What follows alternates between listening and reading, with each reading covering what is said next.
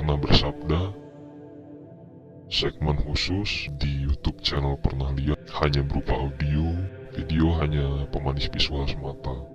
Segmen ini dikhususkan untuk mengeluarkan unek-unek dari Pernah Lihat akan banyak hal.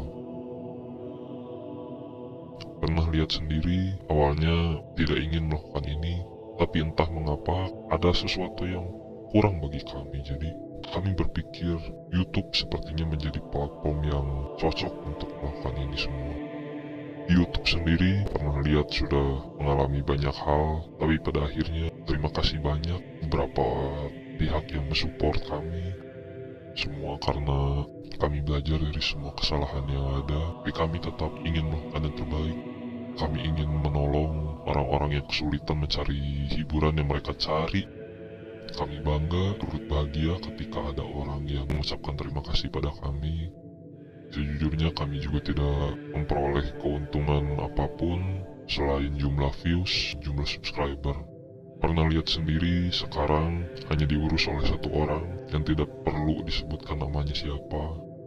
Saya sebagai admin hanya ingin menjaga privasi, tidak ingin memperlihatkan identitas asli, karena dengan memperlihatkan siapa admin, takutnya masyarakat akan lebih berfokus pada pribadi admin dibanding apa yang selama ini Pernah Lihat lakukan untuk mengatasi keresahan-keresahan masyarakat dalam mencari hiburan.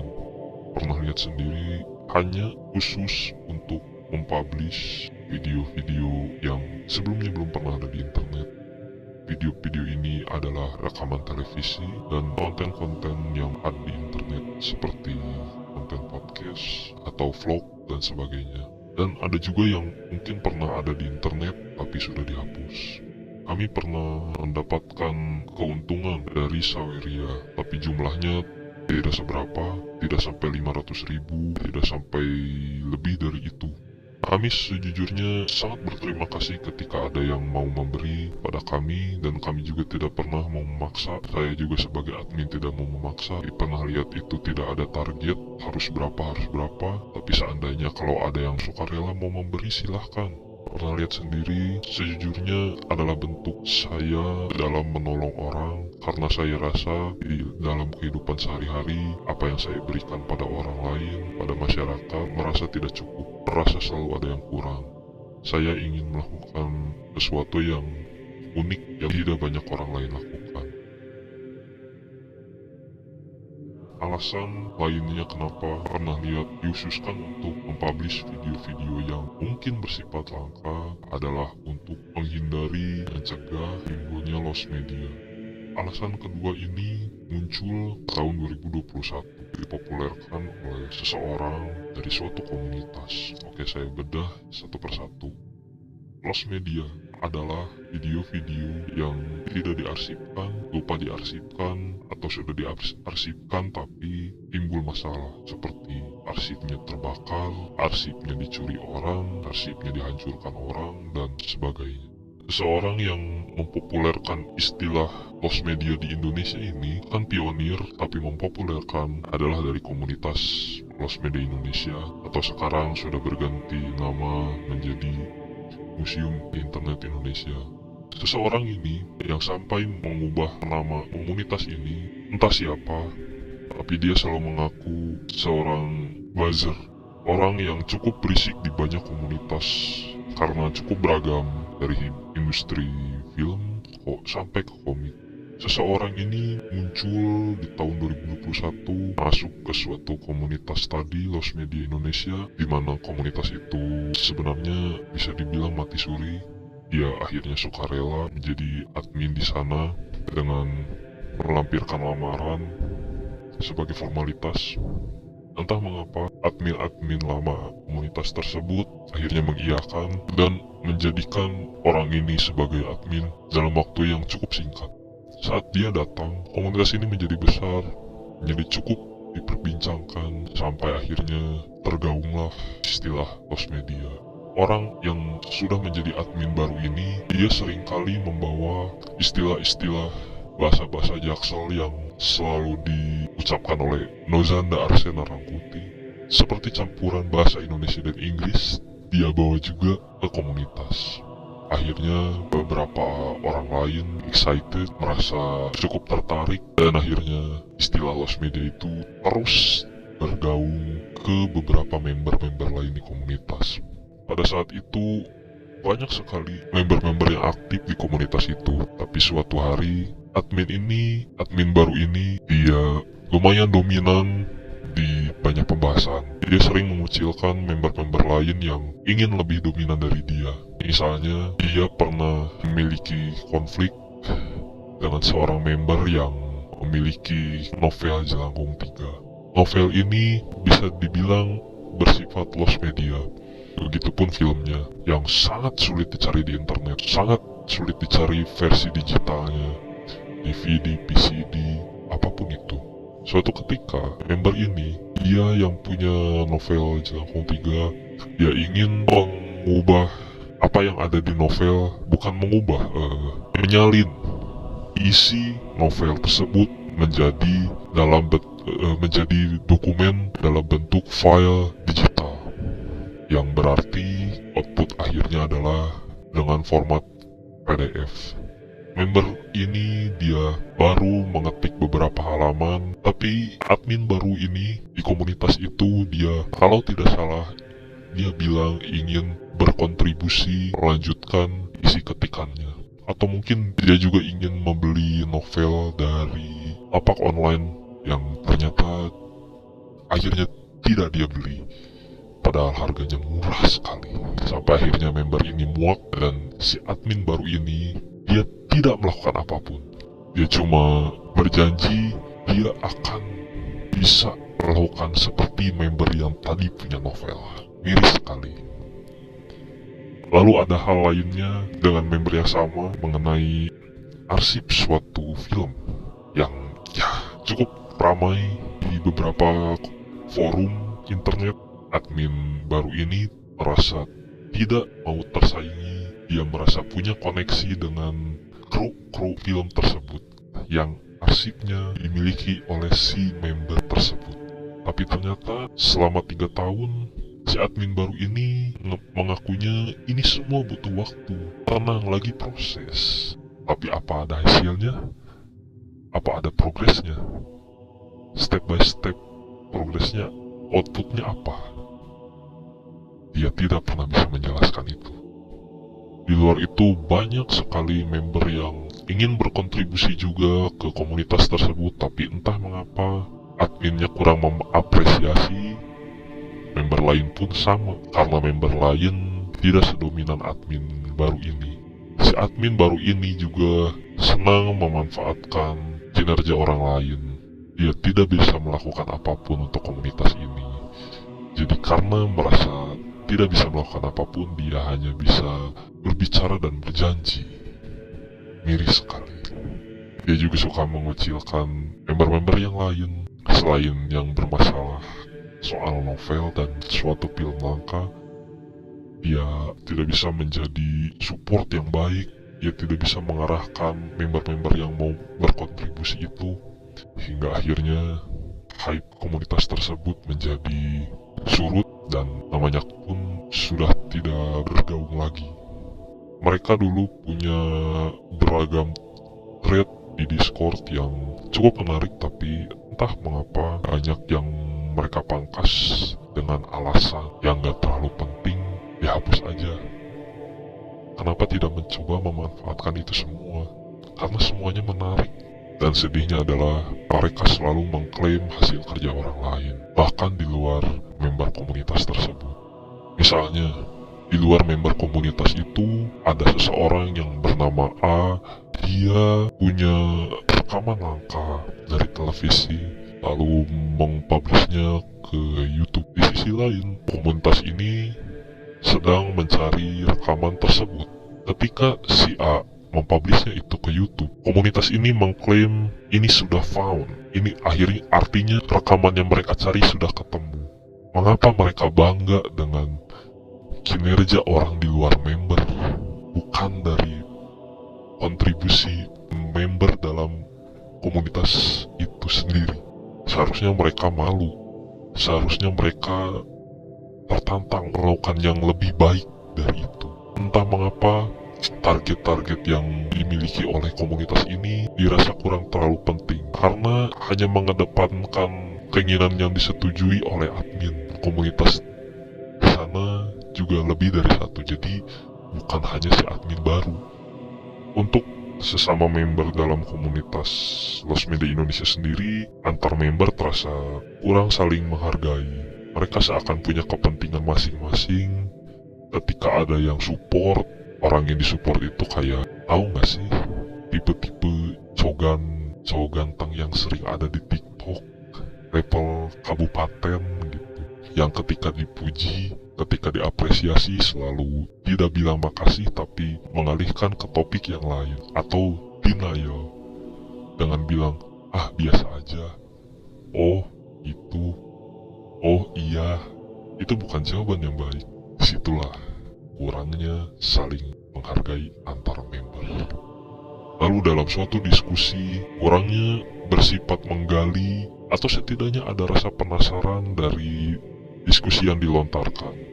Misal ada pembicaraan mengenai video rekaman A.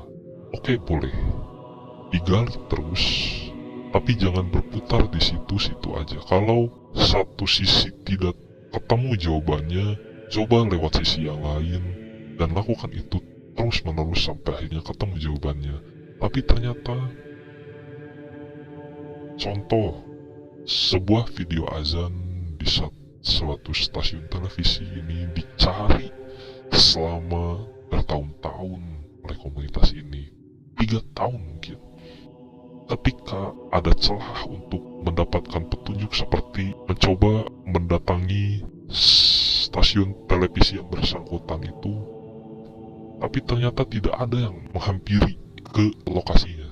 Sungguh disayangkan, padahal berusaha dulu lebih baik dibanding pesimis di awal, tapi akhirnya tidak melakukan apapun. Ya, balik lagi, tidak disupport, tidak direspek, tidak diapresiasi. Lalu dalam suatu diskusi tidak ada moderator atau tidak ada keamanan yang pintar mengarahkan diskusinya menjadi solutif. Sayang sekali. Lalu dulu ada inisiasi dari salah satu admin komunitas tersebut selain si admin baru tadi yang ingin membuat database mengenai apa saja konten yang bersifat lost media. Tapi entah mengapa tabel tersebut dalam berbentuk Excel yang berisi database tadi entah kemana, seakan hilang begitu saja, seakan tidak terlihat, tidak dibahas kembali. Sayang sekali, padahal itu menjadi petunjuk mengenai apa saja yang pada akhirnya sudah found atau sudah ditemukan dan mana yang masih belum ketemu atau bersifat lost media. Sedih sekali soal si admin baru. Si admin baru ini sungguh mengecewakan karena dia ketika diusulkan oleh member lain untuk membantu, dia juga punya alasan. Saya juga punya kepentingan lain. Kepentingan saya bukan hanya ini aja. Apakah etis seorang admin berbicara seperti itu? Apakah pantas seorang admin mencontohkan hal itu kepada member yang lain, di mana dia di situ adalah seorang pemimpin, seorang chairman? Ucapan si admin baru ini menimbulkan kesan pengaruh pesimistis pada member yang lain. Dengan begitu bisa disimpulkan dengan seringnya dia mengucilkan banyak member lain, dia seperti melakukan power abuse dengan status yang dimilikinya. Karena itulah komunitas ini perasaannya tidak ada perkembangan selama 3 tahun. Momentumnya dia hilang dan ironisnya lagi adalah hal ini menimbulkan perpecahan kubu dan menimbulkan munculnya komunitas baru yang menjadi saingan untuk mereka. Disitulah muncul inisiatif dari seseorang yang membuat komunitas Museum Penyiaran Indonesia atau MPI dan juga Museum Iklan Indonesia atau disingkat Mikindo. Motif admin ini yang membuat komunitas MPI dan Mikindo ini, dia punya rasa sakit hati terhadap admin baru tadi. Admin baru di Lost Media Indonesia atau sekarang dikenal dengan MINI atau Museum Internet Indonesia. dia sakit hati, dia dikucilkan, dia diremehkan, sampai akhirnya dia ingin membuktikan kalau dia bisa membangun 2 komunitas sekaligus dan berharap bisa lebih sukses dari komunitas yang sebelumnya mengucilkan dia. Tapi sayangnya dari sejak tahun 2021, dua komunitas ini berdiri, lagi-lagi penyakitnya kurang lebih sama, bahkan lebih parah. Admin MPI dan Mikindo. ini, atau untuk lebih mudahnya saya panggil dia si C. Si C ini dia sering kali melakukan amati tiru dan modifikasi terhadap sesuatu yang dia ketahui. Dua komunitas ini dibuat sepersis mungkin seperti komunitas sebelumnya mengecilkan dia. Dua komunitas ini sebenarnya ada komunitas lain juga yang dibuat oleh si C. Entah mengapa si C ini membuat komunitas banyak sekali dengan member yang kurang lebih sama orangnya. Tapi dia selalu bilang ini supaya lebih terorganisir, supaya bla bla bla bla bla bla bla bla. Tapi ternyata yang dia urus hanya dua komunitas. Sisanya jadi anak tiri. Sisanya tidak diurus. Tapi yang saya akan fokus bahas di sini adalah dua komunitas tadi. Komunitas ini juga memiliki banyak trait yang kurang termanfaatkan. Banyak sekali traitnya. Tapi mengapa hanya seakan spam, share video-video yang sudah ada tanpa dibahas? Padahal di beberapa nama threadnya ditulis diskusi. Kenapa tidak ada diskusi? Dan kenapa tadi saya bilang penyakitnya sama dengan komunitas yang si Mini tadi yang diurus admin baru, di mana antar member tidak saling support. Sedih sekali. Admin dan member lainnya seakan jalan sendiri-sendiri. Katanya museum, katanya komunitas. Kenapa jalannya individu? Dan lebih parahnya adalah si C ini, dia punya public speaking yang buruk sekali. Dia tidak bisa menyusun kalimat yang bisa dimengerti oleh orang lain. Si C ini sering bertele-tele dalam menjelaskan sesuatu. Dan si C ini sering ngeles. Dia selalu mencari alasan kalau dia tidak melakukan itu, tapi sebenarnya dia melakukan itu. Lalu si C ini tidak bisa bekerja banyak untuk komunitasnya sendiri. Jadi dia sering kali memanfaatkan orang lain, baik itu sesama member dalam komunitas ataupun di luar komunitas. Coba perhatikan. Si C ini selalu bergantung pada pengarsip lain yang menjual rekaman-rekaman langka dengan harga yang mahal sekali. Bisa dibilang si pengarsip ini terkesan melakukan scam, dan si C ini tidak menyadari itu. Karena pengarsip-pengarsip ini ketika mereka menjual rekaman langka yang mereka punya, itu tidak ada standarnya, tidak ada undang-undangnya. Mereka membuat harga sendiri, dan yang orang lain bayar satu dari nilai kelangkaan rekamannya, yang kedua dari perawatan fisiknya, lalu yang ketiga adalah waktu mereka dalam melakukan convert. Sayang sekali. Padahal kenapa tidak dimulai dengan modal kecil dulu? Si C ini selalu ingin lebih unggul dari pengarsip-pengarsip tadi yang menjual rekaman yang mereka punya. Lalu menyedihkannya adalah si C ini melakukan crowdfunding sebagai ganti rugi untuk membeli rekaman tersebut. Disinyalir si C ini tinggal di wilayah yang cukup dekat dengan pasar loak, di mana fisik-fisik rekaman langka itu ada. Kenapa dia tidak mencoba inisiatif dulu membeli rekaman fisiknya, lalu melakukan convert dengan membeli perangkat-perangkat di toko-toko tertentu yang menjualnya? Modalnya tidak terlalu mahal sebenarnya untuk saat ini. Tapi mengapa si C ini tidak berani menginisiasi itu? Si C ini, mohon maaf, mengumbar privasi. tapi si C ini sering jalan-jalan ke mall, sering jalan-jalan, jajan makanan-makanan yang mewah. Tapi kenapa dia tidak berani modal untuk komunitasnya sendiri? Wajar kalau di komunitas itu tidak ada yang mau berani berkontribusi lebih karena kepercayaan terhadap adminnya itu sendiri. Dan tingkat keamanannya juga tidak jelas. Tidak ada polisi komunitas di sana. Jadi takutnya si C ini atau ya ada pihak lain di luar si C yang dipercaya oleh si C diberikan uang lalu dibawa pergi. Itulah diperlukannya keamanan yang baik. Caranya bagaimana? Cari sendiri. Lalu anehnya komunitas yang dibangun oleh si C ini memiliki perbedaan status yang sebenarnya tidak terlalu penting. Jadi kalau ada yang masuk ke Discord komunitas tersebut, seringkali diberikan pangkat untuk orang-orang tertentu yang alasannya pun hanya si C yang tahu, si C yang mau. Apakah member yang lain setuju? Belum tentu. Semua bergantung kepada si C yang punya jalan sendiri. Dan kesalahan lain si C ini adalah dia sulit menerima kritik dan saran dari member lain. Sulit sekali. Dia mungkin bilang iya, tapi apakah dia lakukan? Tidak. Saya berani jamin 5% dia akan melakukan itu. Dia akan mengiyakan melakukan kritik dan saran yang dikasih oleh member lain ataupun di luar member lain. Lalu si C ini juga dia selalu melakukan hate speech pada orang lain. Dia pernah bilang anak TikTok cuma joget-joget doang. Kenapa TikTok tidak dimanfaatkan oleh si C untuk membangun dua komunitas tadi menjadi lebih baik dan membangun ekosistem yang baik di TikTok? Sangat sayang sekali. Seharusnya dia bisa berinovasi di sana. Di dua komunitas tadi seringkali ada diskusi rutin selama 3 tahun berturut-turut, tapi ternyata kurang berguna.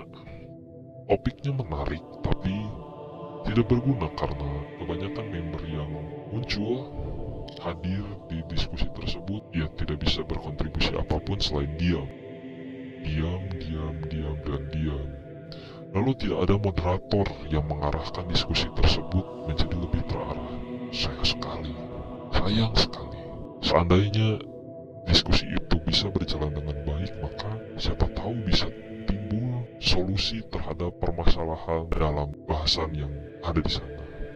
PR yang besar untuk si C yang saya tidak akan sebutkan namanya.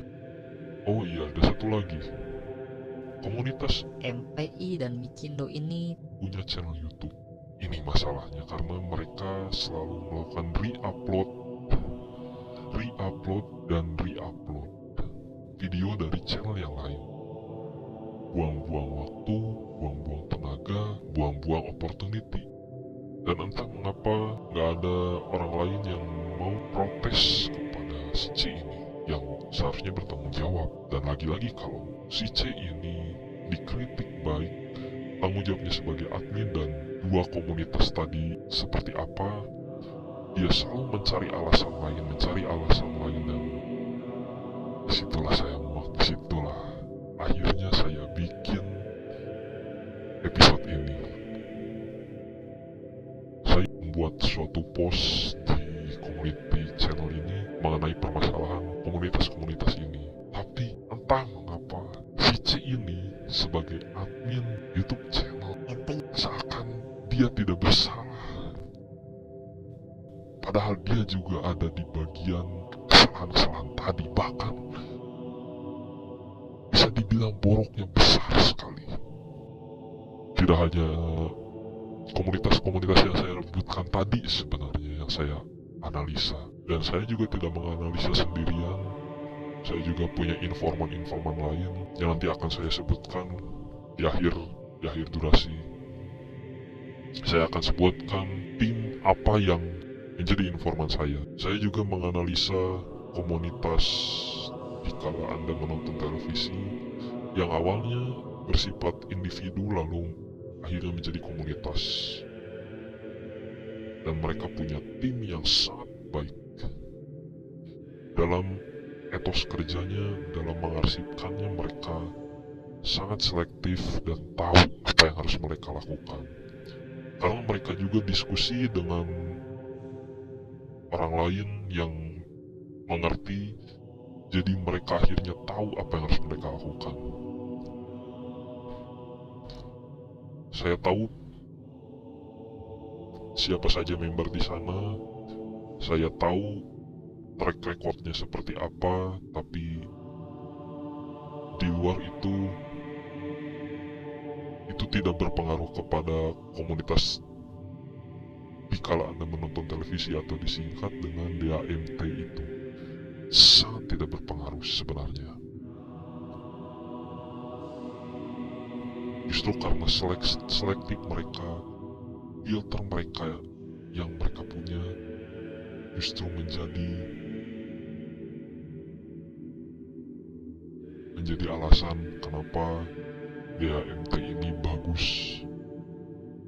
Kalau ada yang suka melihat-lihat apa yang mereka posting di Facebook ataupun di Telegram ataupun di platform lain, mungkin sampai postingannya sering dipakai oleh akun-akun lain, akun-akun receh, ya memang lebih bagus kalau mencegah, menghindari apa itu loss media dengan berkomunitas, saling support, saling kontribusi, saling bantu satu sama lain. Itu lebih ringan, lebih mudah untuk akhirnya internet memiliki semua source yang kuat supaya generasi berikutnya juga tidak bodoh, tidak awam, dan lebih pintar dibanding apa yang kita semua lihat sekarang. Dan saya juga mengapresiasi untuk individu-individu yang suka mengarsipkan rekaman-rekaman langka juga, dan beberapa diantaranya mempublish itu ke YouTube, ada yang ke Bilibili, Dailymotion, dan sebagainya. Saya tahu siapa itu pemilik channel YouTube Sanggar Cerita. Saya tahu pemilik channel Widi AJR. Saya tahu pemilik channel Noval Alwini. Saya tahu pemilik channel Keanu Ariel. Saya tahu pemilik channel YouTube Akame Hiragi. Saya tahu pemilik channel YouTube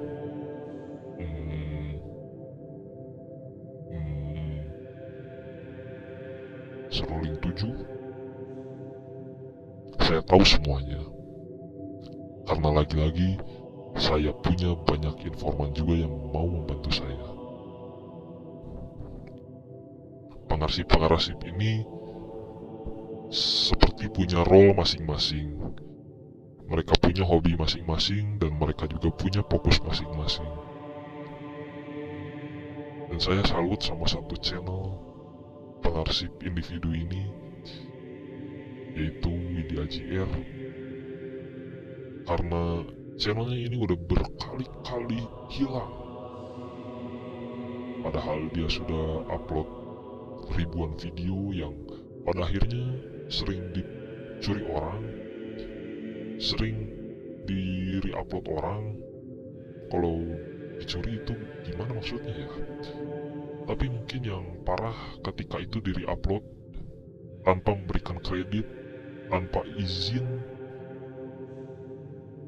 Dan Widi Aji ini juga tidak mengambil keuntungan sepeser pun selain jumlah views dan jumlah subscriber.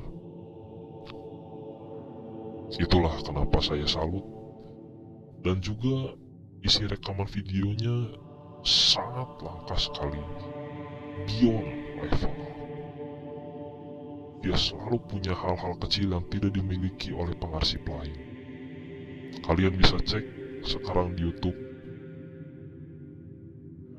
itu ada 2 channel milik Widi Aji yang masih bertahan. Ada Widi Aji R sama Widi Aji Nostalgia. Silakan cari, siapa tahu ada video yang kalian pengen tahu, pengen lihat dari sejak dulu. Di luar itu juga ada akun-akun mungkin bisa dibilang spam ya, yang mereka self-claim sebagai pengarsip. Saya dulu pernah take down 6 channel yang punya sifat ini. Tapi ya, channel saya hilang, akun-akun spam itu akhirnya muncul lagi yang baru, dan memang tidak akan pernah bisa hilang. Dan pemilik akun spam ini orangnya sebenarnya tidak terlalu banyak, tapi mereka membuat banyak sekali akun. Saya tahu ciri-cirinya seperti apa. Saya tidak akan menyebutkan nama-nama akun spam ini apa saja, karena ketika saya bilang sekarang, mungkin setelah mereka mendengarkan episode ini, mereka akan mengganti nama-nama channelnya. Akun spam itu pinter-pinternya aja si pengarsip original itu mencegah mereka supaya mereka tidak berbuat ulah, supaya si akun-akun spam ini tidak berbuat ulah. Pikirin aja sendiri. Tapi yang pasti akun spam ini tidak akan pernah hilang sampai kapanpun. Ya, jadi itulah isi episode ini. Episode ini dikhususkan untuk, sebenarnya saya cukup resah dengan dua orang yang saya pendam.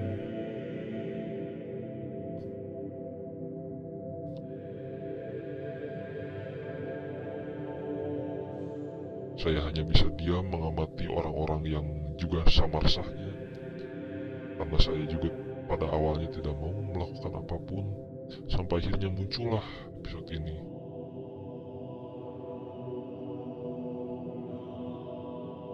Mungkin ada beberapa pendengar yang sudah tahu dua orang siapa yang saya maksud. Si admin baru dan si C. Saya mendengar si admin baru itu dia sedang mencari admin lain yang bisa menggantikan posisi si admin baru ini di komunitasnya. Entah apa alasannya, tapi saya rasa si admin baru tadi selayaknya dari awal tidak perlu ada di sana. Karena apa kerja dia selain berisik? Mohon maaf, tapi lebih baik saya ngomong di sini.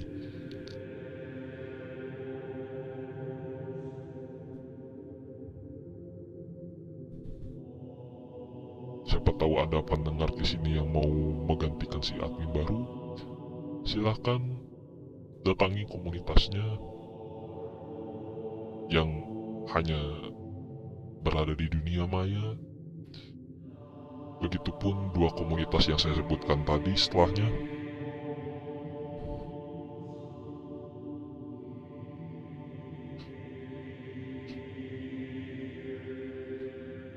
Mengapa saya terus membicarakan komunitas milik si admin baru dan komunitas milik si C? Karena dua komunitas ini besar sekali hype-nya dan besar juga masalahnya. Tapi karena banyak minusnya, pada akhirnya akan ada muncul komunitas lain yang jauh lebih baik dari mereka, sehingga mereka dua orang penanggung jawab yang saya sebutkan terus menerus akan hilang, dan orang jadi tidak peduli padanya. Ya, terima kasih yang sudah mau mendengarkan episode ini sampai terakhir. Dan tadi saya sudah janji kalau di akhir durasi saya akan bilang siapa informan yang sudah membantu kami dalam mendapatkan informasi, yang membantu saya dalam mendapatkan informasi. Mungkin ada yang pernah menonton video-video yang diupload oleh channel Akami Hiragi, channel YouTube-nya, nama channel YouTube-nya. Dia pernah mencantumkan nama pemuda Panca Indra. Nah, itulah nama timnya. Sekali lagi terima kasih yang sudah mendengarkan episode ini. Mohon maaf kalau sekiranya banyak orang-orang yang mungkin belum tahu dan merasa tidak penting mendengarkan episode ini. Tapi jujur, saya hanya ingin melampiaskan keresahan saya sebagai admin pernah lihat. Sampai jumpa di episode lainnya.